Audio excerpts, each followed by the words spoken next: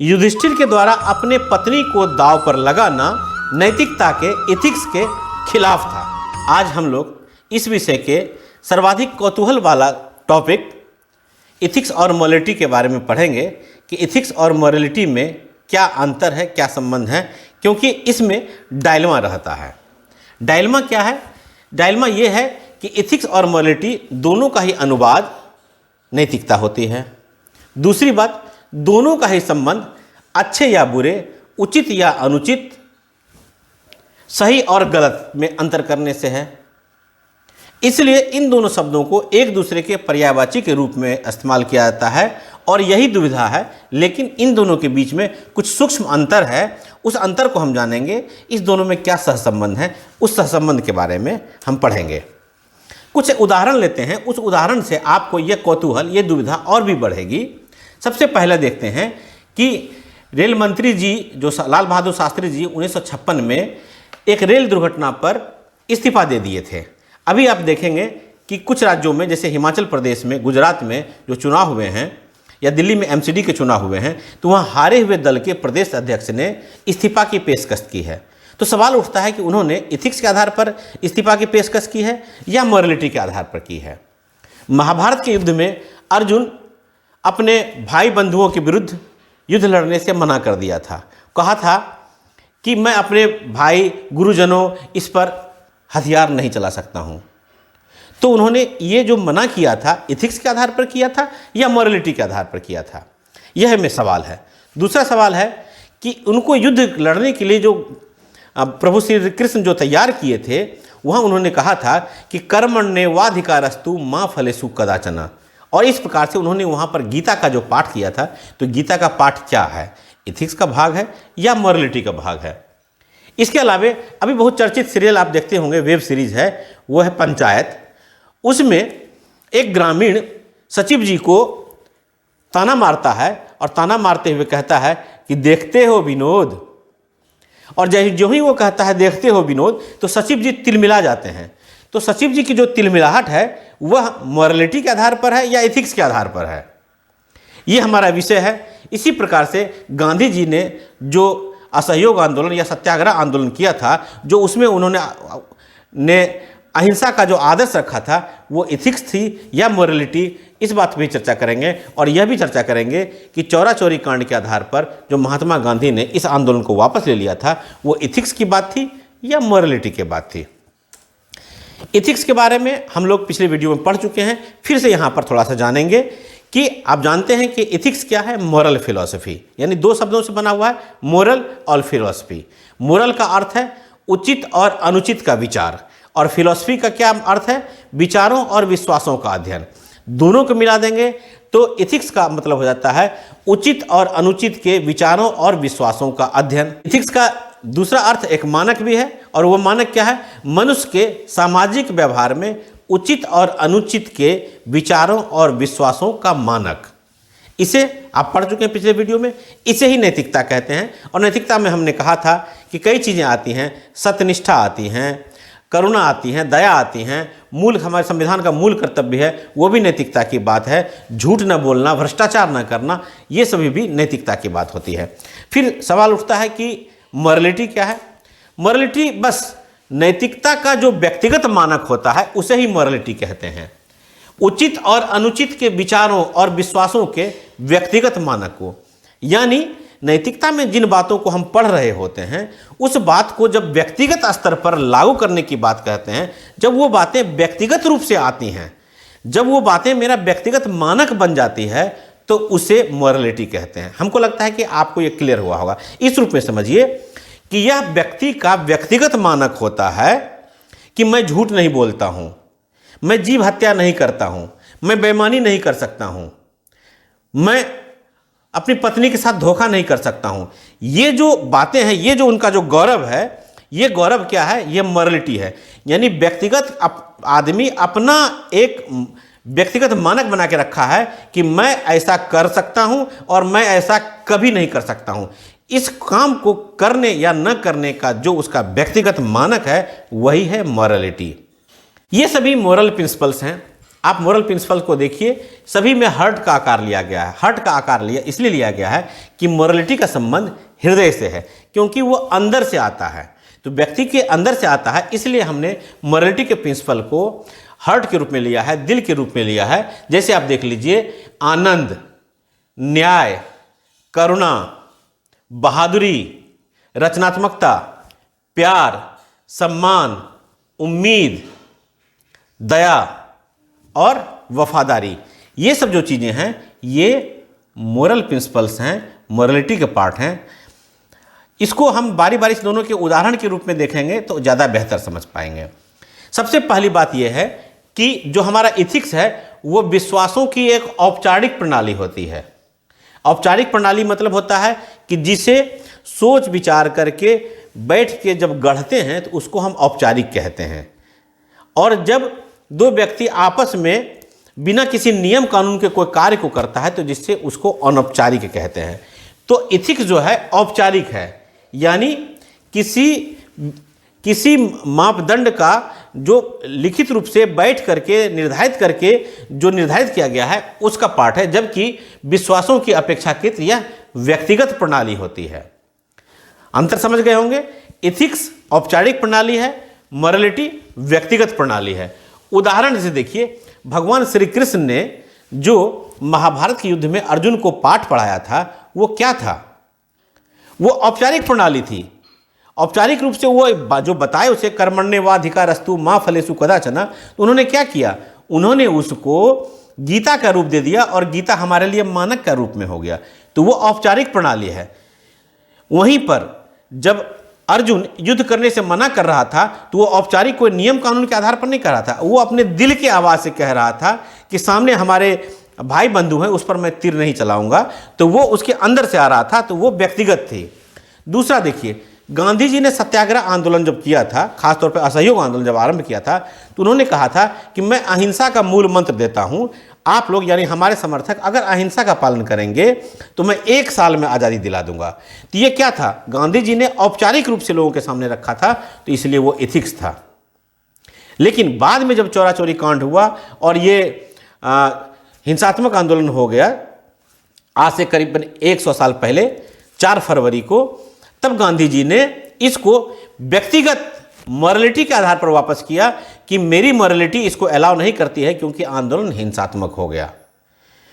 दूसरा उदाहरण लेते हैं कि प्रभु श्री राम का वनवास जाना।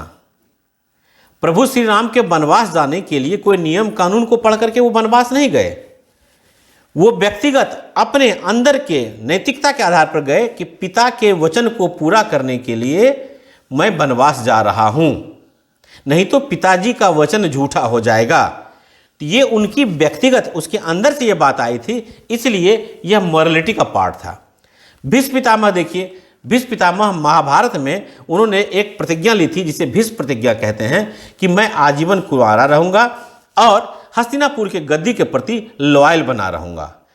आप देखिएगा महाभारत में कई ऐसी घटनाएं हुई जो भीष्म पितामह को शोभा नहीं देती थी। जैसे कि द्रौपदी का चीरहरण जिस सभा में हो रहा था उसमें भीष्म पितामह मौजूद थे, लेकिन वो अपने शपथ को पूरा करने के लिए इस चीरहरण को के बारे में का विरोध नहीं किए।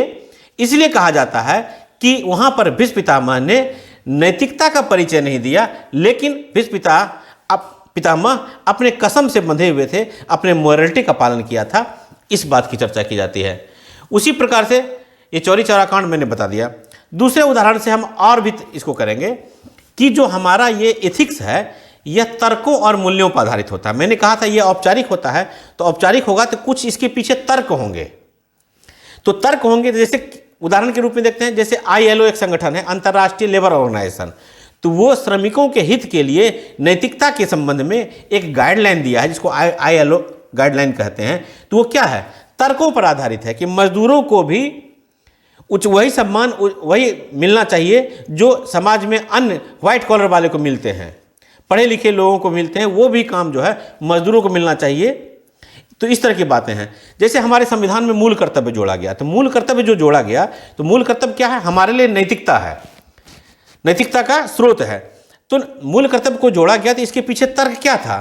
तर्क ये था कि हमने संविधान के भाग 3 से अपने नागरिकों को तो मूल अधिकार दे दिए, लेकिन बिना कर्तव्य के अधिकार का कोई अर्थ नहीं होता है, इसलिए हमारे देश के नागरिकों को कुछ कर्तव्य होने चाहिए। तो इसी आधार पर अनुच्छेद 51 क में सोवियत संघ से प्रेरणा लेकर के मूल कर्तव्य को जोड़ा गया। इसके विपरीत जो हमारे मोरालिटी होती है उसके पीछे तर्क नहीं होता है, उसके पीछे दिल होता है, उसके पीछे मोहब्बत होता है, उसके पीछे अपना आदर्श होता है। जैसे बहादुरी किसी में शास्त्र पढ़ के नहीं आता है। हम आप ऐसा नहीं कि शास्त्र पढ़ लेंगे और बहादुर हो जाएंगे। बहादुरी क्या होगा? हमारा आंतरिक गुण होगा, बहुत हद तक यह हमारा जन्मजात गुण होगा। सत्यनिष्ठा, ईमानदारी पढ़ाने की चीज़ नहीं है। कुछ बच्चे बचपन से ही झूठे किस्म के होते हैं। चॉकलेट खा लेंगे, कहेंगे चॉकलेट नहीं खाया हूँ। पढ़ने कहेंगे तो वो चुपचाप जाके बैठ जाएंगे, नहीं पढ़ेंगे और पढ़ेंगे। हालांकि ये बच्चों की ये इसको शरारत कहते हैं, इसको सत्यनिष्ठा के नहीं मानते हैं। लेकिन हम ये कह रहे हैं कि सार्वजनिक जीवन में कुछ व्यक्ति सत्यनिष्ठ होता है, उसे आप दहेज का ऑफर करेंगे, दहेज नहीं लेगा। अगर वो सार्वजनिक पद पर बैठा हुआ कोई पदाधिकारी है, उसे आप कहेंगे घूस का ऑफर करेंगे, भ्रष्टाचार का ऑफर करेंगे, वो नहीं लेगा। वो उसकी सत्यनिष्ठा है। तो ये उसका आंतरिक मामला है। यद्यपि आपको मैं बता दूं कि सत्यनिष्ठा एक इथिक्स का भी पार्ट है। सिविल सेवकों के लिए या राजनीतिक दलों के लिए ये सत्यनिष्ठा, या सार्वजनिक पद पर बैठे हुए किसी भी व्यक्ति के लिए सत्यनिष्ठा एक इथिकल आदर्श भी है। लेकिन उसकी बातें अंदर से भी पैदा लेती हैं। जब वह अंदर की बात होती है तो वहाँ पर वह मोरालिटी का पार्ट हो जाता है। अपने परिवार से प्यार करना, इसकी शिक्षा नहीं दी जाती है। बच्चे बचपन से ही अपने परिवार, माता पिता, भाई बहनों से प्यार करते हैं, तो ये मोरालिटी का पार्ट होता है। और कुछ लोग दुष्ट प्रकृति के भी होते हैं, जो अपने भाई बहनों से उनको प्यार नहीं होता है, तो वो वहाँ पर क्या होता है, वो निम्न मोरालिटी के होते हैं। इसी प्रकार से सहानुभूति, सहिष्णुता, करुणा, ये सभी चीज़ें जो हैं वो मोरालिटी का पार्ट होते हैं।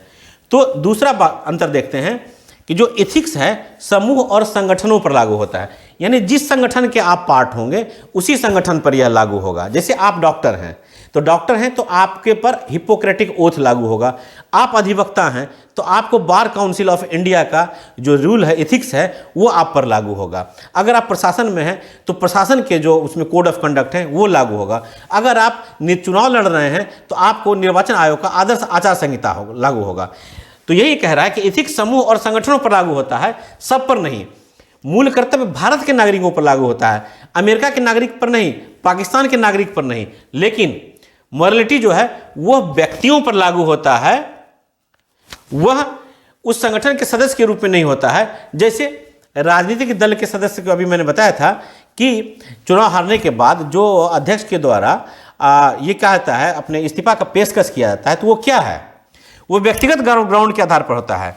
संविधान में कहीं नहीं लिखा होता पॉलिटिकल पार्टी के संविधान में कि जब हम चुनाव हार जाएंगे तो हमारे अध्यक्ष इस्तीफा देंगे, तो वो व्यक्तिगत रूप से होता है। लेकिन चुनाव किसी राजनीतिक दल के प्रवक्ता जब टीवी पर आते हैं और वहाँ जब बहस कर रहे होते हैं, तो भले ही कोई बात सामाजिक दृष्टिकोण से गलत हो, लेकिन अगर उसके राजनीतिक दल ने उस गाइडलाइन को अलाउ किया है तो बातें आपके दृष्टिकोण से कितनी भी गलत होंगी वह उस बात को दोहराता रहेगा, क्योंकि अपने राजनीतिक दल के दिए गए गाइडलाइन का पालन करना ही उस प्रवक्ता की नैतिकता है। वहाँ जब पालन नहीं किया जाएगा करेंगे वो, तो राजनीतिक दल उसको दूसरे ही दिन प्रवक्ता के पद से छुट्टी कर देंगे। दूसरी बात कि एथिक्स जो है उद्देश्य परक होती है, यानी इसका कोई न कोई उद्देश्य होता है, जबकि मोरालिटी जो है व्यक्ति परक होती है। वो व्यक्ति के आंतरिक शांति के लिए होती है, लेकिन इसका उद्देश्य होता है। जैसे हिपोक्रेटिक ओथ, इसका क्या उद्देश्य है? इसका उद्देश्य है मानव कल्याण। यानी डॉक्टर मानव की सेवा में अपने जीवन को न्यौछावर कर देते हैं, उसी को हिपोक्रेटिक ओथ कहते हैं, जिसका नाम बदल करके अभी भारत में चरक शपथ होने वाला है। दूसरा एक अंतर्राष्ट्रीय इंटरनेशनल ह्यूमैनिटेरियन लॉ है। इस लॉ में क्या कहा गया है कि युद्ध के समय में जो दो देश की सेना एक दूसरे से लड़ती हैं, तो वो एक दूसरे की सेना लड़ती हैं तो सैनिकों के साथ वो कैसा व्यवहार करेंगी, उसके लिए ये कानून है। इसमें यह कहा गया है कि जब कोई सैनिक घायल हो जाएगा तो घायल के साथ उसके साथ अमानवीय व्यवहार नहीं करेंगे। आप देखे होंगे कुछ इस तरह की घटनाएं सुने होंगे, खासतौर पे पाकिस्तान, जो हमारे भारतीय सैनिक अगर वहाँ पर घायल थे तो उन्होंने उनको छत विछत कर दिया था। तो कई बार आप देखेंगे कि मृत सैनिकों को भी छत विछत कर दिया जाता है, तो वो नैतिकता के खिलाफ है। तो उसका उद्देश्य क्या है? इथिक्स में, इंटरनेशनल ह्यूमैनिटेरियन लॉ का उद्देश्य है कि भले ही आप दोनों युद्ध करें, लड़ें, लेकिन लड़ने में भी आप में एक नैतिकता होना चाहिए, यही इसका उद्देश्य है। लेकिन यह व्यक्तिगत परख होती है। तो मैंने अभी आपको उदाहरण दिया था कि रेल मंत्री शास्त्री जी का त्यागपत्र देना, गौतम बुद्ध का गृह त्याग की घटना। गौतम बुद्ध जो गृह त्यागे थे किसी नैतिकता के आधार पर नहीं, मॉरलिटी के आधार पर। नैतिकता मीन्स इथिक्स के आधार पर नहीं, मॉरलिटी के आधार पर। उन्होंने महसूस किया कि दुनिया में, समाज में इतना दुख है और उस दुख को के समाधान करने के बजाय मैं राज सिंहासन पर बैठूंगा, ये मुझे शोभा नहीं देता है। तो दुनिया के दुख निवारण के लिए वह गृह त्याग कर दिए। यह उनकी मॉरलिटी थी। इसी प्रकार से मैंने अभी बताया कि एक लोक सेवक जब घूस लेने से इनकार कर देता है, कोई दूल्हा जब दहेज लेने से इनकार कर देता है, तो वह मॉरलिटी का परिचय देता है। अगर मॉरलिटी का परिचय नहीं दे तो पिताजी कहे बेटा कोई बात नहीं, आता है तो आने दो। उसी प्रकार से इथिक्स जो है एक सामाजिक व्यवस्था के रूप में व्यक्ति के व्यवहार इत्यादि का नियमन करता है। तो आप देखते होंगे कि पंचायत वेब सीरीज में जब सचिव जी को वो कहा जाता है कि देखते हो विनोद, तो वो तिलमिला जाते हैं। वो मुखिया जी से कद्दू लेकर के आ रहे होते हैं, उसको छिपा लेते हैं, क्योंकि नैतिकता यह कहती है कि एक सार्वजनिक पद पर बैठा हुआ व्यक्ति किसी राजनीतिक दल से या किसी भी व्यक्ति से किसी भी प्रकार से भेंट स्वीकार नहीं करेगा।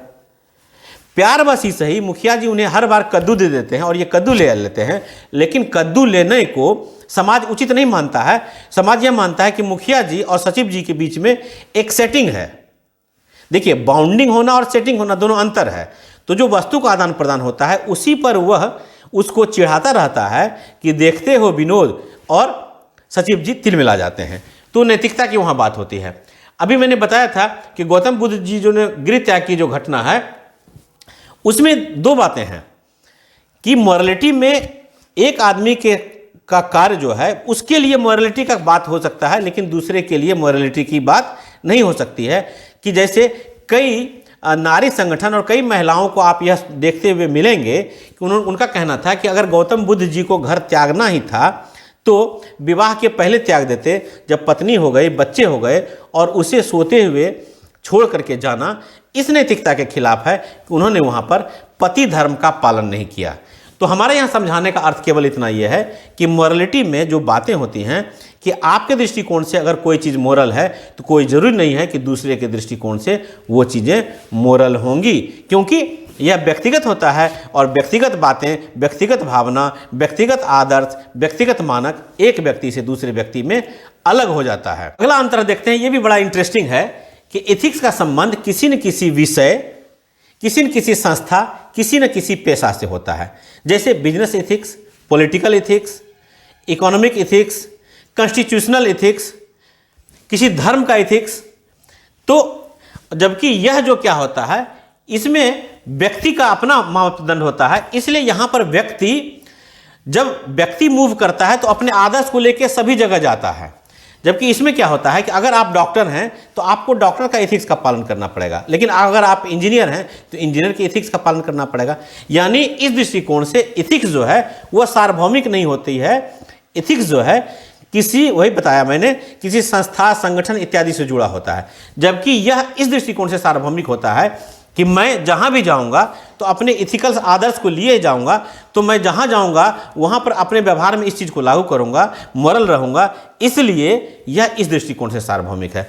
इसमें एक बहुत मज़ेदार बात है कि कहा जाता है कि एक अच्छा प्रशासक होना और एक अच्छा व्यक्ति होना, या एक अच्छा कर्मी होना और एक अच्छा व्यक्ति होना, दो अलग अलग चीज़ें हैं। इसको हम इस तरह से उदाहरण देंगे कि थोड़ी देर के लिए मान लीजिए कि आप बैंक में काम करते हैं और रुपये पैसे का लेन देन करते हैं, लोगों को उनके खाते का पैसा देते हैं, लेते हैं। इसी बीच में कोई गरीब दुखिया आ जाएगी और वो कहेगी कि मैं 5 दिन से खाना नहीं खाई हूँ, मुझे भोजन खाने के लिए पैसा दे। और आपका बहुत दिल पसीज गया और आप उस बैंक का, मान लीजिए स्टेट बैंक में आप काम करते हैं, एक गड्डी निकाल करके दे दिए उस भिखारिन को, कहे कि माता जी 1 दिन का क्या लीजिए, आपको हम 6 महीने का भोजन का दे देते हैं। तो आपने तो वहाँ पर अपने मॉरल के आधार पर आकर के बहुत ही दयावान होकर के उसका कल्याण कर दिया, लेकिन आपने बैंक का बट्टाधार कर दिया। यानी आपने बैंकिंग सिस्टम में इथिक्स का पालन नहीं किया और अपने मॉरलिटी के पालन में इतने अंधे हो गए कि आपने नैतिकता को त्याग किया। इसलिए अपेक्षा की जाती है कि मॉरलिटी में और एथिक्स में दोनों में बैलेंस रहना चाहिए। इसलिए लोक सेवक से यह अपेक्षा की जाती है कि वह सत्यनिष्ठ हो, करुणा हो, लेकिन उसमें भावनात्मक बुद्धिमत्ता हो। अगर आप में भावनात्मक बुद्धिमत्ता होती तो बैंक के कर्मी के रूप में आप बैंक का पैसा देने की बजाय आप अपना उसको पैसा देते, क्योंकि आपने आपको अपने भावना पर कंट्रोल नहीं रहा और आप इतने द्रवित हो गए, इतने भावुक हो गए कि आपने अपने संगठन के नैतिकता का पालन नहीं किया। दूसरा, यहाँ पर जब मैं कहा कि एक व्यक्ति जब आदर्श होगा तो वो अपने आदर्श को लेकर सभी जगह जाएगा, तो इसका अर्थ ये भी है कि अगर उसमें दोष होगा, वो उसमें एविल होगा, तो वह उसको सभी जगह फैला देगा। इसलिए एक इमोरल व्यक्ति बहुत खतरनाक होता है। कहा जाता है कि एक मछली पूरे तालाब को गंदा कर देती है।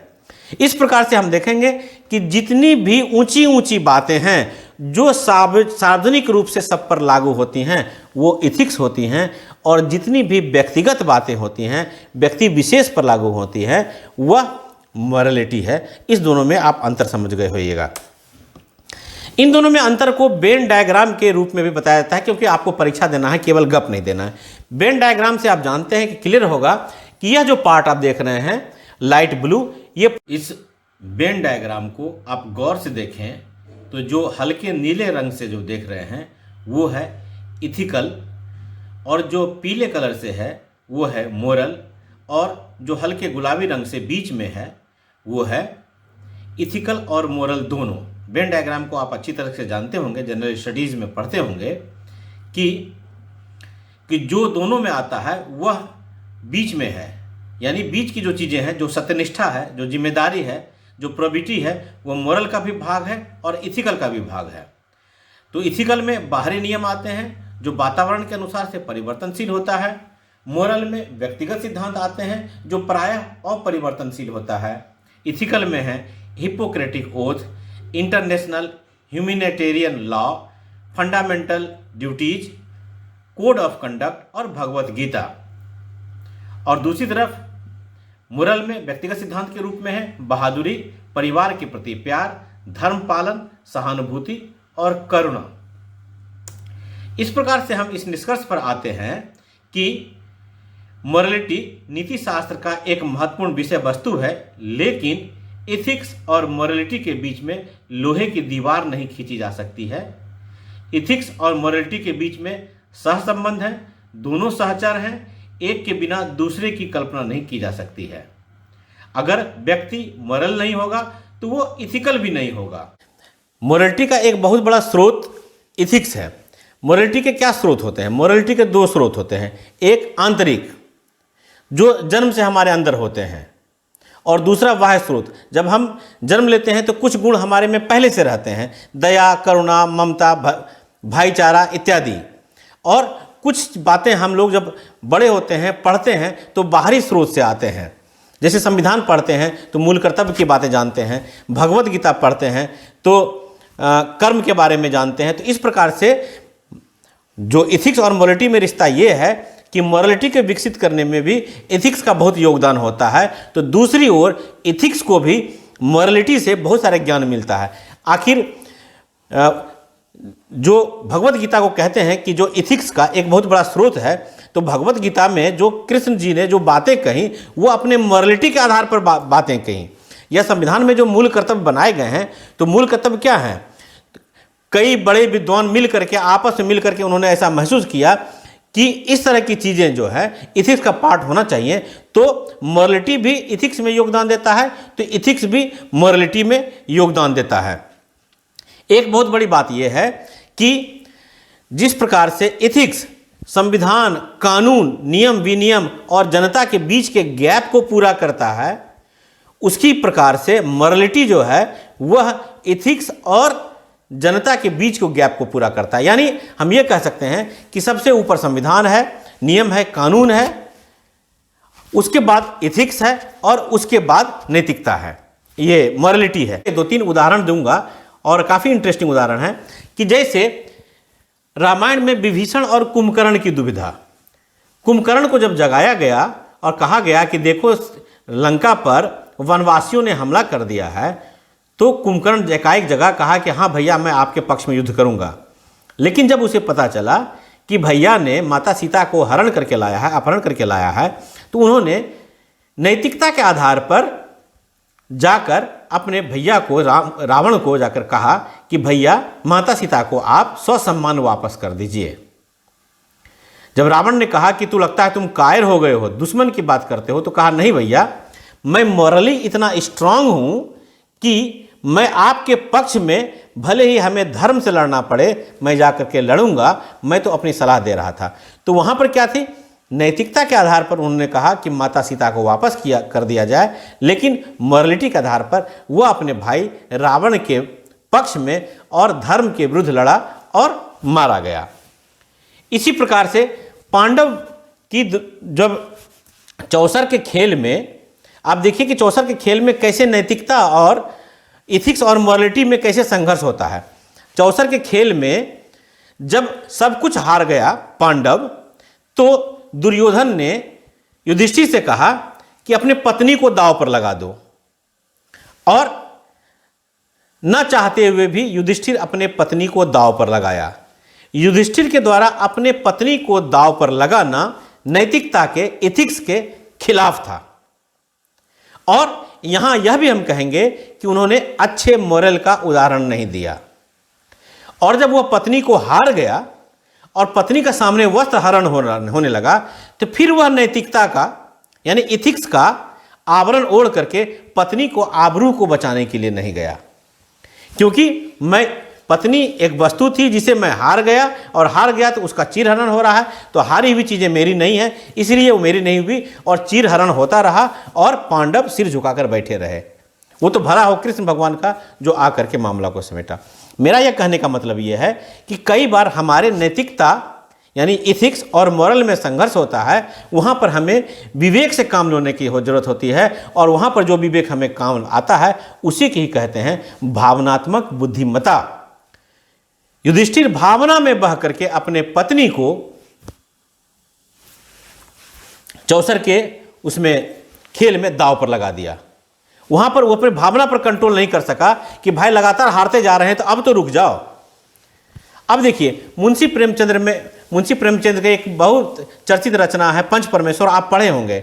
उसमें क्या है, उसमें अलगू चौधरी और जुम्मन शेख, तो जुम्मन शेख जब वो उस पर बैठता है, अपने पंच की गद्दी पर बैठता है, तो वहां पर क्या होता है, वहां पर वो भावनात्मक बुद्धिमत्ता का परिचय देते हुए नैतिकता का पालन करता है, पंच को परमेश्वर के रूप में स्थापित करता है, और यही काम बाद में फिर अलगू चौधरी भी करता है। तो यहाँ इथिक्स और मॉरलिटी में कई बार हमारे जीवन में संघर्ष होता है, और इसका बहुत ही सुंदर उदाहरण है राजा हरिश्चंद्र। राजा हरिश्चंद्र के जीवन की तो पूरी कहानी यहाँ नहीं बता सकता हूँ, लेकिन राजा हरिश्चंद्र जब एक वहाँ पर हरिश्चंद्र घाट है वाराणसी में, जब वहाँ पर उनके जो जहाँ पर शवों को जलाया जाता है, तो वहाँ पर एक सिपाही के रूप में जब वो तैनात थे, और उनका काम था कि लोगों से उस शव को जलाने के एवज में टैक्स लेना, पैसे लेना, और तभी शव जलाने की अनुमति देना। उस समय उसके बेटे रोहित का शव आया। एक तरफ नैतिकता यह कहती थी, उसका बिजनेस इथिक्स यह कहता था कि वह अपने मालिक का आदेश का पालन करते हुए बिना टैक्स लिए हुए उसको अनुमति नहीं दे।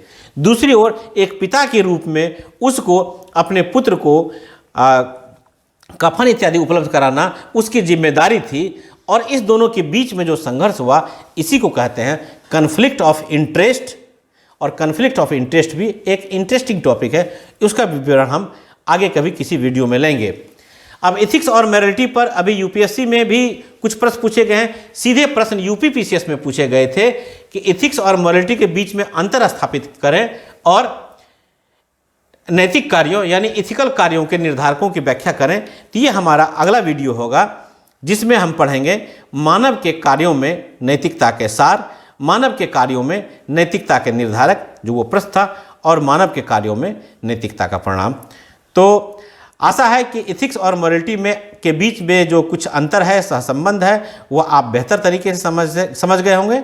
वीडियो देखते रहिए और एथिक्स और मॉरलिटी में अपने ज्ञान का वर्धन करते रहिए। तब तक के लिए इजाज़त दीजिए। नमस्कार।